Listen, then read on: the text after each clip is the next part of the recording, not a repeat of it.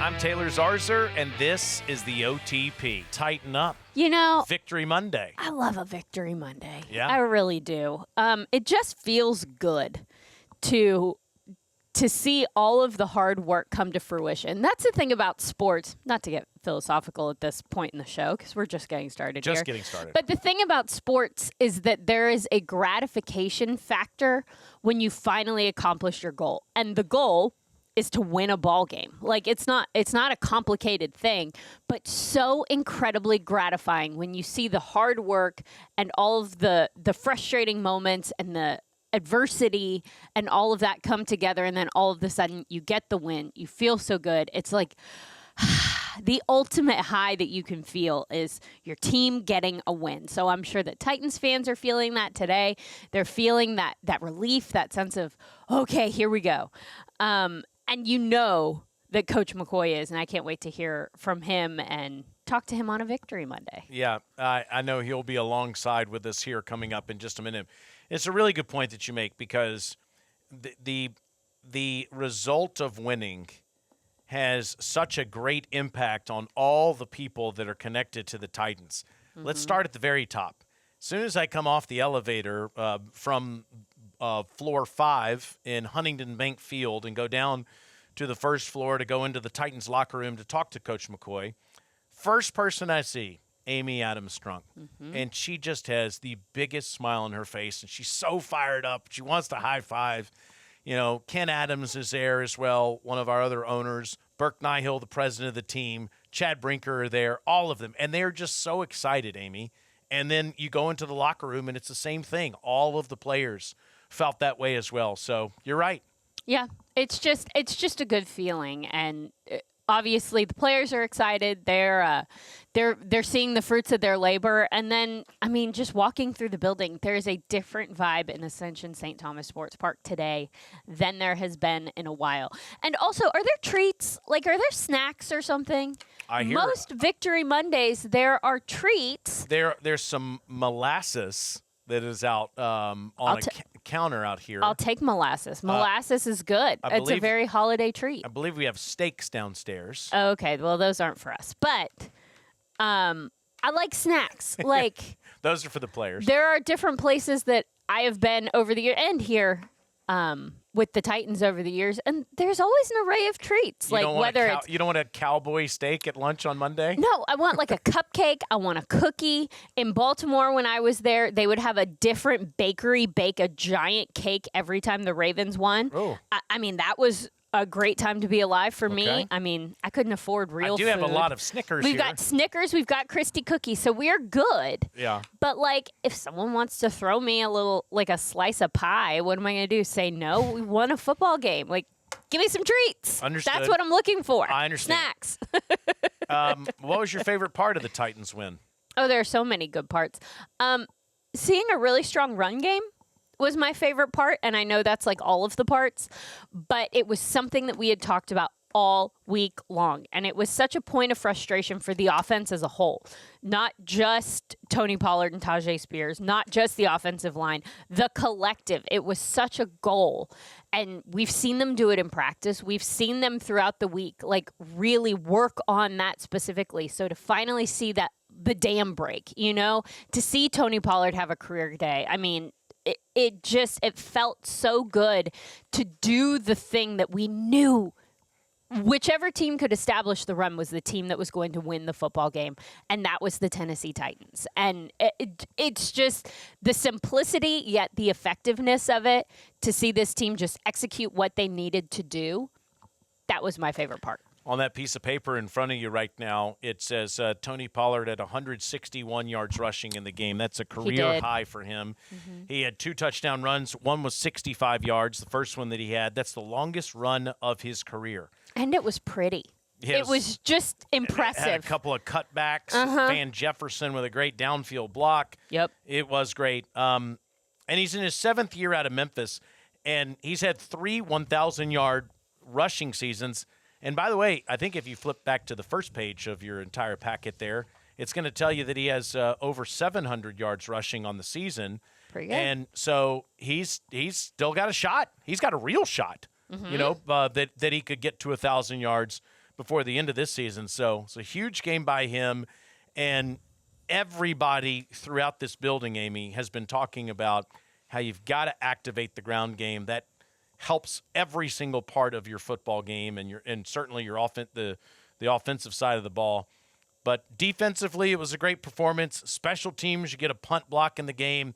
Really, in all phases, the Titans played well. How about that punt block, by the way? And how crazy. Simmons. Yeah, and how crazy James Williams. That Bones Fossil was just talking about it this week, or this past week, excuse me. But last Tuesday, he has a media availability, and he is asked about specifically punt blocks. And he talks about Tim Shaw and how they knew he was the last guy to do it. And Tim's in the room. And so, like, there's this great synergy around that. And then to have it happen, I heard it on the radio, I saw it on TV, and I said out loud, oh my gosh, they broke it. Tim's lost his seat. It's not Tim Shaw's thing anymore. We have moved on. It is James Williams' thing now. And it was just so cool to hear them talking about it, knowing that was such a point of emphasis, and then to have the opportunity present itself. And, man, he just blew it out of the water. It was great. Great moment. It was a great moment. So, really cool. Jeff Simmons continues to have this just extraordinary season, Amy. Mm-hmm. He has 11 pressures on Shedeur Sanders. That's a career high for pressures in a game for Simmons. And obviously more sacks of the quarterback. He is 1 sack away from a career high in sacks. And you consider the fact that he missed a couple of games, another all-pro caliber year for number 98. Absolutely. What a week he's having, too. I mean, he's having a great year overall. But what a week, the last 7 days where he's announced that he's the Tennessee Titans Walter Payton Man of the Year nominee for the 3rd time in a row, which is just such an awesome accomplishment. So he performs well on the field. He's this just lights-out, phenomenal contributor on the field. And he's also a lights-out, phenomenal contributor off the field in the community. Like, I love it when a guy has a good week off the field and has a good week on the field. It just, it brings the whole point home. And so great to see him have a great day and such a dominant performance on the field. He really continues to do Big Jeff things, which is exactly what we expect of him, but also for him to do it on the heels of being a Walter Payton Man of the Year. I mean, such a standout guy. If you haven't gone to vote, please go vote. Mm-hmm. NFL.com, you can vote there. You can also retweet the Titans tweets. So when the Titans tweet his Twitter handle, I want to make sure I get this right. When the Titans tweet his Twitter handle and hashtag WPOY, like Walter Payton Man of the Year, so you abbreviate that yourself because I clearly can't do it. But anyway, all of the Titans tweets about Walter Payton Man of the Year and Jeffery Simmons, retweet them, and those count as votes. And the fan vote is a portion of winning that award. We would love to see Jeffery Simmons win that award during NFL Honors right before the Super Bowl. So go vote for the man. He's Big Jeff. Like, do the right thing. Help him out. He is the man, and it was really impressive to see how emotional he got. So WPMOY, that's it. There it is. I don't know how to do it. It's an abbreviation, guys. You can figure it out. Home is at the forefront of all we do. It's why we're so committed to caring for the places and spaces in which we work and live. Ashley, the official furniture provider of the Tennessee Titans. Genesis is the first and only official jeweler of the Titans, having earned that title since 2006. Titans players, coaches, and fans trust Genesis for the absolute best in selection, quality, customer service, and of course, value. For diamonds, engagement rings, designer fashion jewelry, and the largest selection of luxury pre-owned Rolexes in Tennessee, Genesis is the hands-down winner. Genesis Diamonds in Green Hills and Cool Springs, the official jeweler of the Tennessee Titans. Little Caesars is the official pizza partner of your Tennessee Titans. Download the Little Caesars app and get your favorites delivered today. Delivery fees apply. Now back to the OTP. Amy, what's your feeling on snow? Are you a snow fan? I'm such a hypocrite. I love snow in general or football. Are we Either. talking about snow football? Yeah, give me both opinions. Okay, well, I love snow either way until it impacts my life is the real answer. So I think snow is beautiful. I think snow is lovely. I hope it falls before December 25th because I have no patience for it after December 26th. Okay, you don't want a white Christmas. Yeah, no, I definitely want a white Christmas, but I want it to disappear and be 80 degrees. I see. On 12/26. That's what I Okay. like. That's how I'm feeling. I love snowy football. I feel like God intended football to be played in the snow. Yeah. I feel like that is what the Lord has created for sports. Like, there's nothing that is more like old school football than Lambeau Field in a blizzard. Like, that's just what it's supposed to be, and it's grimy, and you got to grind it out, and you've got to, like, shovel off the lines, and it's like, that's what it is. That being said, if I'm involved, if I'm at this game, I would like to be indoors. That is my preference. I think I pretty much feel the same way you do. I don't want a lot of it in my day-to-day life. Yeah, every once in a while it's fun. I really love it for a football game. Yep. And could you really for someone else? Could you really see it on TV? You could see it on TV. You could see the snowflakes. Poor Will Bowling didn't get the accumulating snow that I wanted for him. That's where I was going to go next. It didn't stick, but it fell. My goodness, it fell got the all vibe. day. Yeah. And I had to lead the broadcast with Jameis Winston's remarks from last year. I'm so happy and grateful that the Lord has blessed me to play in some snow, to be in true football weather. Yep. We had to start with that, and Will was very excited that we started the broadcast with that. So was Katie Zarzour. That's like her favorite viral clip ever. So I had to do a little self-serving, father-daughter shout out there at the beginning of the broadcast. But it was fun to be in some snow, fun to get a win. I was really happy for you to get a win. I'm happy for everybody in our organization that we got a win, and I want to get more of them. I think that there are a lot of Titans fans out there that are like, gosh, draft picks. Get the best draft pick that you can possibly can. And listen, there is no doubt that the Titans need to crush another draft. Mike Borgonzi would be the first person to say that to you. He crushed the last draft with all the players that are having such a huge impact on the field. But let me tell you the most important thing that this young football team can do right now. Win. Developing a team takes learning how to win. And I thought that was critical to get that done. So I am all here for the winning. Yep. I won't, not that anybody would ever do this. Tanking is just a word that shouldn't even be used. But the idea that you don't want to win, that is nowhere in this organization or in the buildings. I can promise you that. This team is totally committed to winning. Well, there's too many people, everybody, who are playing for their jobs. This isn't a hobby. This isn't for fun. This is people's livelihoods. And when your performance is directly related to, your employment, there is motivation there. Yeah. So while you talk about all of the things, and we will speculate, we will turn our attention to the draft. We are not there yet, folks. There's still a lot of football to play.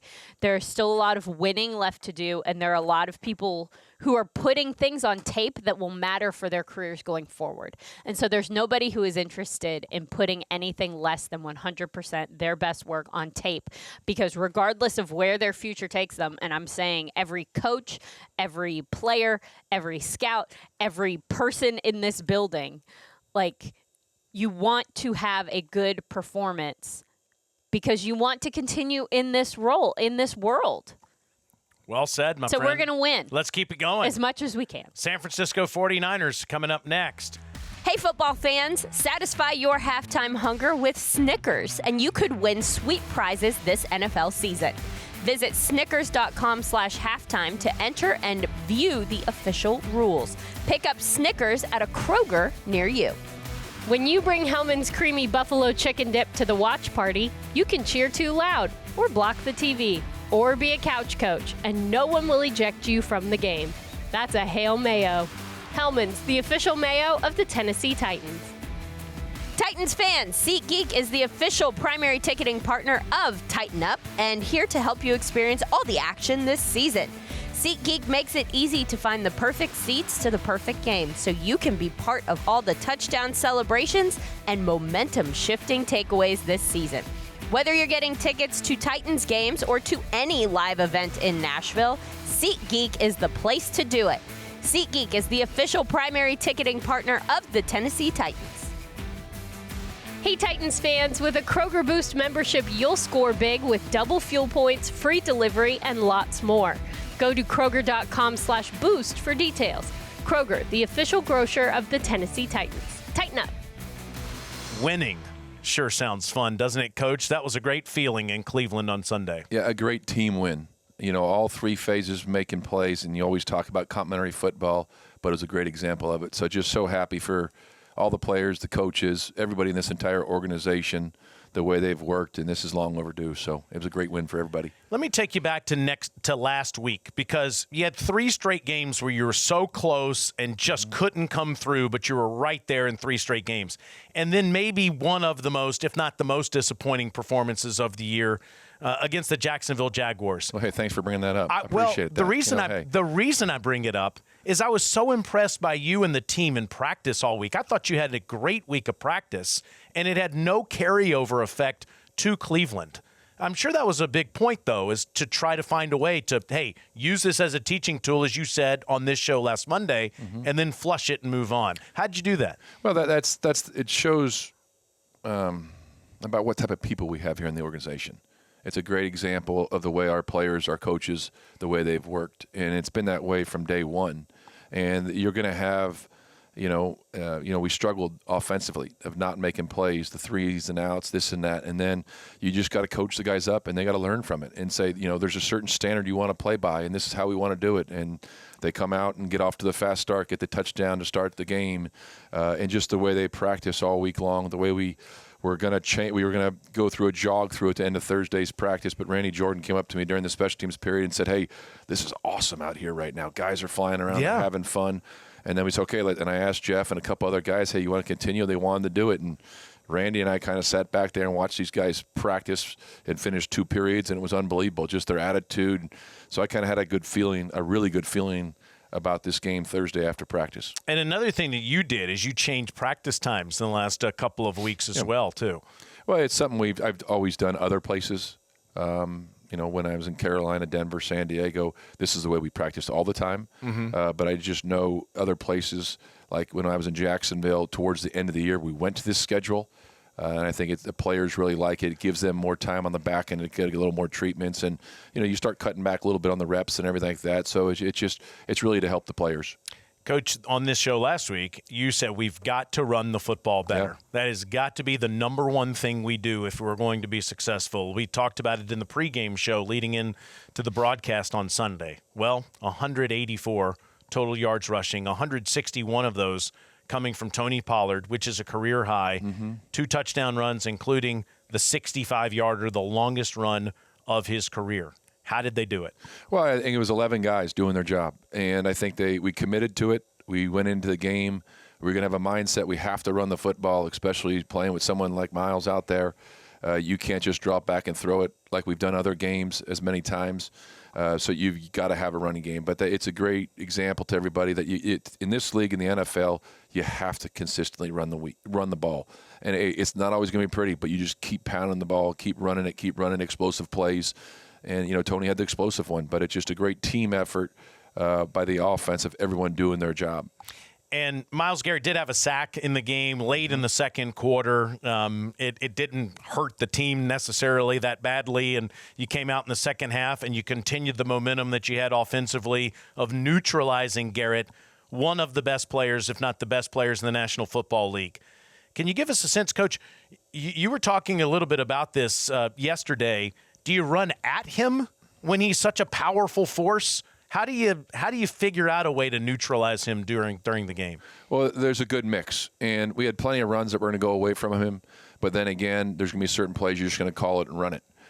So I think the coaching staff did a great job of putting the plan together of mixing it up to where he didn't know which way it was going, and then always with someone in the passing game right next to him. But I think everybody up front did a great job because he moves around. He jumped inside a couple times and we slid to him, things like that. But you always have to know where he is every play. But give the coaches and the players all the credit in the world for doing the job they did and putting a good plan together to just try to neutralize him, because he's going to make some plays. He's going to disrupt some things, but we took him out of the game. Shout out to J.C. Latham and to Kevin Zeitler on the right side. Yep. Corey Levin has started the last 2 games at center and really played well for you. Yep. I know Pete Skoronski is one of the best guards in the world. And then you also have Dan Moore at left tackle, who left the game, and Oli Udoh came in and played at a high level. Brendan Crenshaw-Dixon was out there for a little while before Moore came back. Yeah, they all did. They all had to play, and that's what you got to do. You got to, just be ready to go and be flexible. And when Dan went down for a little bit, we made a change, and then we had, when he went down, we had the big personnel in there. So, then we had to put there's rules that who can go from an eligible to an ineligible, all those things. Right. So we had to shuffle the deck a little bit, but give them all credit. They all did a great job. Tight ends included, receivers. Ellick had the one big block on Myles, the one chip, the one time that really helped us. So it was a great effort by everyone involved for 60 minutes. All right, now let's turn our attention to the defense. I'll shout out to my man Jared Puffer from the communications team. He always brings me the pressures each week. There's a lot of them. I told him yesterday, I said, I can't wait to see the pressure piece of paper that you hand me. Jeff Simmons, career high 11 of them in the game. Jihad Ward tied a career high with 8. Arden Key had 9 pressures in the game. Pretty impressive. Yeah, they did an unbelievable job. The effort those 3 play with and everybody else on the defense side of the ball, getting after the quarterback, that was a key going into the game. They play a certain way. Those are all veterans you mentioned that play. There's a standard they want to play by. And, Jeff's the leader of the group, and he dominated the game once again. So just very happy with the way those guys played. I have to give Shedeur Sanders some credit, though. He did a very good job escaping some trouble at times where you thought we were going to have him on the ground, and he found a way to extend the play. I was impressed by the rookie quarterback for the Browns. Yeah, he did some nice things, and that was one of the things you look back at after watching the tape that you could do a better job of, because we said, you got to keep him in the pocket and not let him get out there and make plays with his legs or make plays outside the pocket. Yeah, but credit to him for his performance, but obviously enough for the Titans to get a victory. Forced a couple of turnovers in the game. Xavier Woods obviously had that big interception that kind of got the momentum going in the third quarter. But how about the punt block, Coach? James Williams Sr. has the first punt block for the Titans since 2012 that sets you up on the doorstep inside the 10-yard line. Yeah, it's unbelievable to think. I remember when Bones showed the team that, and it was 2012 the last time, and it's just like, wow. Come on now. It can't be that hard, can it? And what a great design Bones and Stu did, designing the scheme to go after him, and James executed. But that was a big play. And, you talk about playing complementary football. We got 17 points off the 2 turnovers and the block kick. So that was outstanding for our football team. It certainly was. And my man Lucas Panzica, who does a great job hosting the pregame, halftime, and postgame, texted me immediately when it happened and said, haven't blocked a punt since Tim Shaw did it back in 2012 against the Pittsburgh Steelers. So you watched Tim Shaw last week in practice. That's good. It's unbelievable. It's we had Tim back in Carolina. Oh, you did? Yeah, when he came out. So it was great to see. It was huge for the team. That was a big play. Yeah, it was. Chim had a good kick return to start the game, over 40 yards. So he continues to lead the team lead the league, I should say, in all-purpose yards. Touchdown on offense. So did Alec Iomanor. So really, like you said, Coach, complimentary football all the way around. It took 60 minutes. It was a 3.5-hour game, too. Yeah, it did. It took 60 minutes, and it was great to see the defense make the play at the end to kind of, say, enough's enough. I went on the air yesterday in the open of the broadcast, and I had a little fun with what Jameis Winston said last year in that viral clip where he talked about how excited he was to play at Huntington Bank Field in some true football weather in the snow. It felt like your team embraced that in that environment on Sunday. Well, we prepped for it. We had the great weather here last week, very similar without the snow, so it was a little chilly here, but it wasn't bad at all. And I think that's football in December. That's the way it's supposed to be played. It was a great environment, and the players really stepped up. So I'm just so happy for the guys. So a guy that has spent time in Jacksonville, that loves the desert of Arizona, that was the coach of the San Diego Chargers, is totally fine with some snow. Oh, yeah. It's not, some of the biggest games, some of the great memories you have are the cold weather games and playing a little bit of snow. Now, Coach, how do you handle a win compared to how you handle a loss? Is there anything different that you do with your team after a victory? Yeah, I gave them a victory Monday. It's well-deserved. They get today and tomorrow off. They just got to come in and get a lift, get their treatments, things like that, just to get ready to roll. But it's well-deserved, and it's just a reward for them playing the way they did. And so very happy for the guys. And now you'll turn your attention, after you do that, to the San Francisco 49ers, who the last handful of years have been one of the better teams in the league, gone to the Super Bowl a couple of times. They've dealt with a lot of injuries this season, Coach, but they've had Christian McCaffrey, by and large, for the duration of the season. He's one of the best players in the National Football League, running the ball and catching it. Yeah, he's a very talented player. He can do it all. He's been that way his entire career, whether it's been in Carolina or in San Francisco. So he's one of those guys you always got to know where he is, because whether they're handing it to him or in the passing game, he makes a lot of big plays. So it's a great challenge for our defense, not only stop him, but to stop their entire offense. They got a lot of good players. You have a lot of experience with Kyle Shanahan and the way he coaches his team? Well, I've played against him. Obviously, and his father was a great coach also, so you've played against that scheme and what they do. But Kyle does such a great job of adjusting his plans according to who they're playing and, how his roster's built year in and year out. But a very talented offensive mind, and does a great job of calling the game, and his offense has always been successful, so we got a great challenge. People talk, Coach, throughout the league about how many Shanahan-type coaches there are in the league. Yeah. How prevalent is it?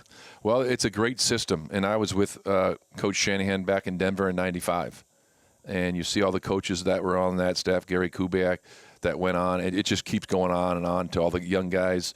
Back in the days when I got to it, they were all young, late 20s, this and that. Now they're head coaches. So there's a number of coaches that have just kind of that they've kind of fed off of that scheme and that system and how to develop a program and put everything together. So it's a very successful scheme. Give us something to think about, Coach, defensively with a Robert Saleh-led defense. What is the identity of his defense? High energy. They play with a motor that doesn't stop for 60 minutes, so you've got to match that intensity play after play, because they play the game the way it's supposed to be played. Of course, he was the defensive coordinator there before becoming the head coach of the New York Jets, and he is back there now. So long trip out west coming up this Sunday. Last 4 weeks of the season, Coach, what's the most important message to your team? Well, you continue to get better and to finish the year the right way. You go in and week out, you say it every week, you're always trying to get better. But you always want to, when you start the season, you always say, hey, listen, when you go into December and January, you want to be playing your best football. So we've got to feed off of what we did last week and, try to stack a win up. That's the most important thing. But find a way to get better and finish the right way. You always talk about finishing games. Well, finish the season the right way. Yeah, and you can really tell how much that means to the team in recent weeks, how much they've talked about wanting to win, how big of a deal it would for a young team to win. But you can just tell, Coach, this team is truly committed to winning these games in the weeks to come. Well, it starts with the leadership of our team, and there's a standard they want to play by. And I think that's the great thing about the guys we have on this team, about what it means and how hard they've worked. It's been a tough year, and that's the honest truth for everybody involved. And it's not easy at times, but we haven't flinched at all. It's not because of a lack of effort or lack of want to. The work ethic these guys have, it's been outstanding. And I'm just grateful, for the way they've worked every day. And it's just great, to finally, to come through with a big win like we did on the road. This team has a lot of fun, and you can tell they feed off of each other. Yeah, that's what it's all about. You got to. It's a tough business. It really is. And there's the ups and the downs every year, but you've got to enjoy every single day you're in it. And you just got to be grateful. I always look back to someone like Calvin, and you see, he worked so hard to come back, and then one play in, gets injuries done for the year. So you never know in this business. So you've got to enjoy, regardless what your record is, where it is in the season, you got to make the most of every single day you can go out there and play football with this team. And that's what's so rewarding about the other night, is just the way these guys work. They deserve to win. Coach, congratulations on that win. Let's keep it going. Thank you very much. Appreciate it. I'm Taylor Zarzour. This has been the OTP.